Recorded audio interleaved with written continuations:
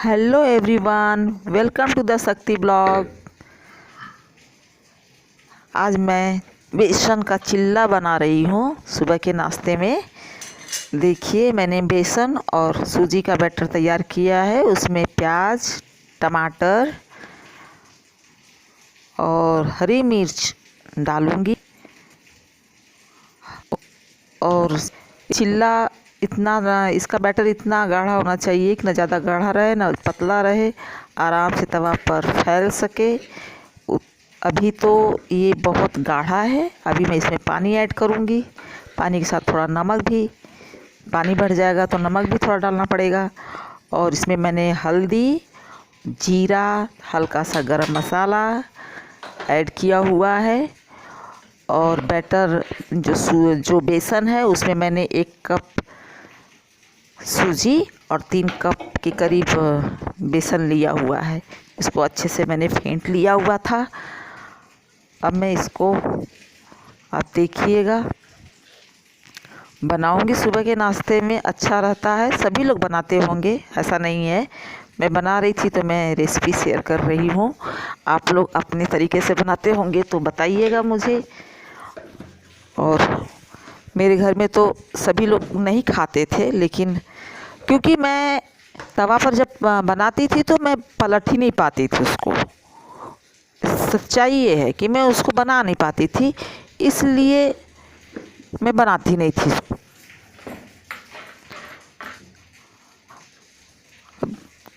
अब देखिए, मैं आपको तवा दिखा रही हूँ। नॉर्मल तवा है जिस पर मैं रोटी बनाती हूँ, नॉर्मल तवे पर। और इसी पर मैं चिल्ला बनाऊंगी। मैं डोसा भी बनाती तो नहीं हूँ रोज़, कभी कभी बनाती हूँ, क्योंकि घर की मुर्गी दाल बराबर वाला बात होता है ना, कि घर का बना खाता नहीं कोई। अब मेरा छोटा बेटा खाता है तो मैं बनाती नहीं, इतनी मेहनत पड़ती है। कभी कभार बना देती हूँ। तो देखिए, मैं नॉर्मली ऐसे जो रोटी बनाने वाला तवा है उसी पर मैं ये चिल्ला बनाऊंगी। उसी पर मैं डोसा भी बना लेती हूँ, पतला बनता है। देखिए, मैं गरम तवे पर थोड़ा सा 2 पिंच नमक, 2 बूंद सरसों का तेल डालकर प्याज से मैंने उसको घुमा दिया है तवा पर।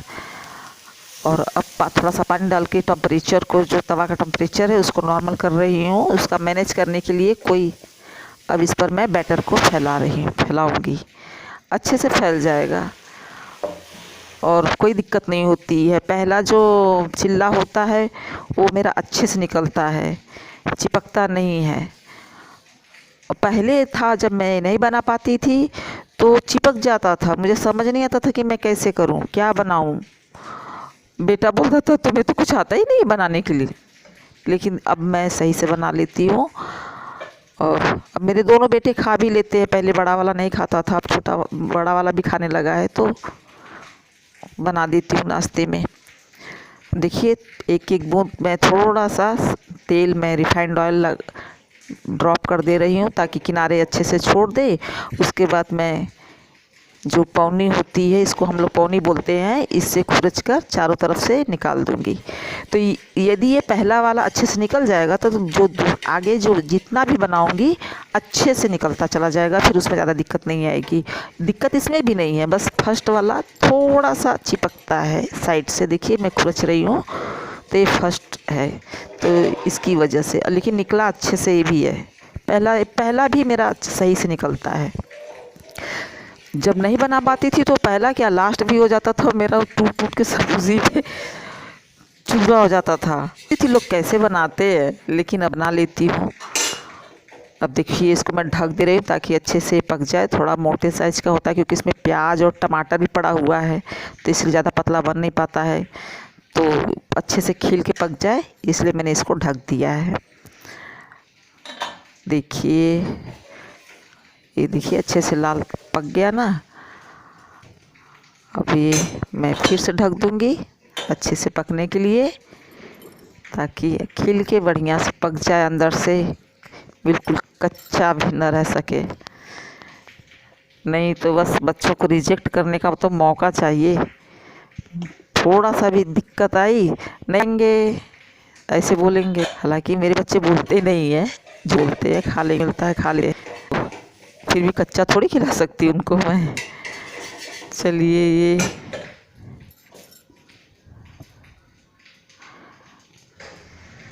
चलिए यहाँ मैं आपको कुछ दिखाने और समझाने की कोशिश करने जा रही हूँ। कुछ सिखा नहीं रही हूँ कि आप ऐसा ही करिए, लेकिन आपको कुछ समझाने की कोशिश कर रही हूँ, कुछ दिखा रही हूँ खुद के ज़रिए कि देखिए ऐसा हुआ है मेरे साथ, तो आप भी करिए, शायद आपका भी सही रहे।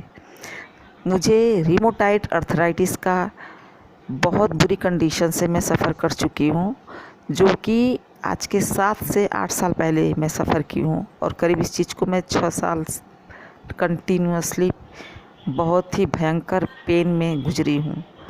तो मैं उसी चीज़ को दिखाने की कोशिश कर रही हूँ कि रिमोटाइड अर्थराइटिस में मेरी हड्डियाँ टेढ़ी हो चुकी थी, हाथ की हड्डी टेढ़ी हो चुकी थी, हाथ घूम चुका था, मैं बैठ नहीं सकती थी, एकदम शरीर की हड्डी जो मसल है मेरे बॉडी का वो गलना शुरू हो गया था, हड्डी में 24 आवर्स असहनीय दर्द रहता था। देखिए आज मैं जंप कर सकती हूँ, सिर्फ योग की वजह से ये सब पॉसिबल हुआ है। मैं जंप कर रही हूँ, मैं आपको देखिए हाथ अपना दिखा रही हूँ, मेरा हाथ जो है टेढ़ा हो गया है। जिसको भी ये अर्थराइटिस है, जिसको भी ये प्रॉब्लम होगा, उसको भी याद शुरू हो रहा होगा तो भी ये समस्या क्रिएट हो रही होगी उसके साथ, उसको प्लीज़ इग्नोर मत करिएगा और आप अपना योग से ठीक करिए। देखिए मेरा हाथ टेढ़ा हो चुका था, जिसको मैंने काफ़ी हद तक सीधा कर लिया है सिर्फ योग से। रिमोटाइड अर्थराइटिस में हाथ पैर की हड्डियाँ टेढ़ी होने लगती है। जहाँ मैं पैर उठा नहीं सकती थी अपने हाथ से, खुद अपने से पैर उठा नहीं सकती थी, आज मैं पैर को स्प्रेड करके देखिए मैं बैठना, योग करना, अपने को फिट रखना पूरी कोशिश करती हूँ और मैं हूँ। अब मुझे नहीं लगता है कि मुझे बैठने उठने में कोई दिक्कत है। देखिए मैं बेंड कर देती हूँ खुद को, इधर देखिए मेरी बॉडी का मसल्स गलना शुरू हो गया था, हड्डियाँ गलनी शुरू हो गई थी, ना के बराबर। शायद उस कंडीशन में होती तो अब तक मैं मर चुकी होती। मैं अपना एक्सपीरियंस शेयर कर रही हूँ, घबराइए नहीं। रिमोटाइड अर्थराइटिस है, आप योग करिए, आप एलोपैथ में मत विश्वास करिए, वो लोग आपको जाम कर देंगे। एलोपैथ आपको तुरंत ट्रीटमेंट कर रिलीफ दिलाता है, आपको पेन से रिलीफ दिलाएगा, आपको परमानेंट नहीं करेगा, परमानेंट रिलीफ नहीं हो पाएगा। योग करेंगे आपका परमानेंट रिलीफ मिलेगा आपको। कंटिन्यूस बस डेली करते रहिए। देखिए मेरा हुआ है सही। मुझे डॉक्टर ने यहाँ प्रयागराज में डॉक्टर ने, बड़े हॉस्पिटल के डॉक्टर ने, नाम नहीं लूँगी, ना डॉक्टर का नाम लूँगी ना हॉस्पिटल का नाम लूँगी, मुझे नी चेंज करने के लिए सलाह दिया था। घुटना मेरा चेंज करने के लिए कहा था कि घुटना चेंज करिए, आपका घुटना बिल्कुल ख़राब हो चुका है।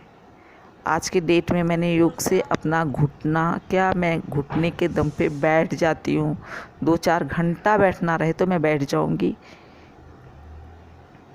कोई दिक्कत नहीं आती। अभी मैं आपको फोल्ड करके पैर दिखाऊंगी, तो आप योग करिए, आपका हाथ इग्नोर मत करिए, वरना एक जगह के हो जाएंगे, जाम हो जाएगा।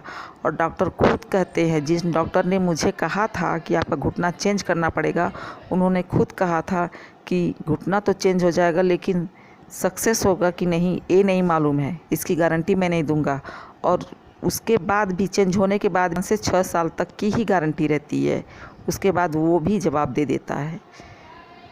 तो इधर देखिए मैं पैर को पालथी मार के भी बैठी हूँ, और पैर को एक आसन वो बोलते हैं कौन सा, जिसमें पैर को मोड़ के एकदम से बैठा जाता है, उस पर भी मैं बैठ जाती हूँ और बिल्कुल मुझे कोई दिक्कत नहीं होती है। वो ये वही पैर है जिसका घुटना चेंज करने के लिए डॉक्टर ने सलाह दिया था। मैं 8 से 9 इंच की सीढ़ी मैं ढाँक नहीं पाती थी। आज के डेट में मैं 4 से 5 फीट का बक्सा जो ट्रंक होता है उस पर मैं चढ़ जाती हूँ बिना किसी हेल्प के। मतलब मैं अपने पैर के सपोर्ट से चढ़ जाती हूँ उसके ऊपर। तो मैं आपको बस यही बताना चाह रही हूँ कि योग करिए, आपका भी एकदम सही हो जाएगा। बिल्कुल घबराइए मत, आप एक जगह मत बैठिए, वरना एक जगह बैठेंगे तो सच में एक जगह के ही हो जाएंगी। जो घुटना चेंज करने के लिए डॉक्टर बोलते हैं वो घुटना आप चेंज करवाएंगे। हमारे जानकारी में भी 1-2 लोग चेंज करवाए हैं जिनका सक्सेस नहीं हुआ है, फिर भी उनकी समस्या बनी हुई है। और मेरा तो फिर भी डॉक्टर ने, मेरे साथ एक और लड़की खड़ी बैठी थी, उस लड़की को भी डॉक्टर ने यही प्रॉब्लम बताया था। उनको भी डील कर रहे थे, अटेंड कर रहे थे डॉक्टर, और मुझे भी। तो उसकी शादी भी नहीं हुई थी। समस्या उनको यही बता रहे थे कि आपकी तो शादी भी नहीं हुई है। तो ये रिमोटाइड अर्थराइटिस या कोई भी जो समस्या मुझे हुई है, फ़िलहाल मैं तो उसी के बारे में जानती हूँ, लेकिन ये ठीक नहीं हो पाएगा इसके बारे में मत सोचिए, ये ठीक हो जाएगा। बस आपको योग करना है बराबर, और उबली हुई सब्जी खाइए तब ठीक नहीं हो रहे हैं। कम से कम दिन भर में एक बार तो उबली सब्जी खाइए, 200 ग्राम 150 ग्राम लेकर खाइए उसको, उससे आपको ताकत मिले। देखिए मैं फोल्ड करके आपको दिखा रही हूँ पैर, मुझे अब कोई दिक्कत नहीं है, कोई समस्या नहीं है कि मुझे। देखिए मैं आपको बैठ के दिखा रही हूँ, ये इसीलिए दिखाने की कोशिश कर रही हूँ मैं। रिमोटाइड अर्थराइटिस में लोग टेढ़े मेढ़े कोई बताता नहीं है, कोई अपने दुख को, अपने दर्द को या अपनी तकलीफ़ को बताता नहीं है। शायद मुझे भी किसी ने बताया होता ना तो मेरी समस्या इतनी बड़ी नहीं हुई होती।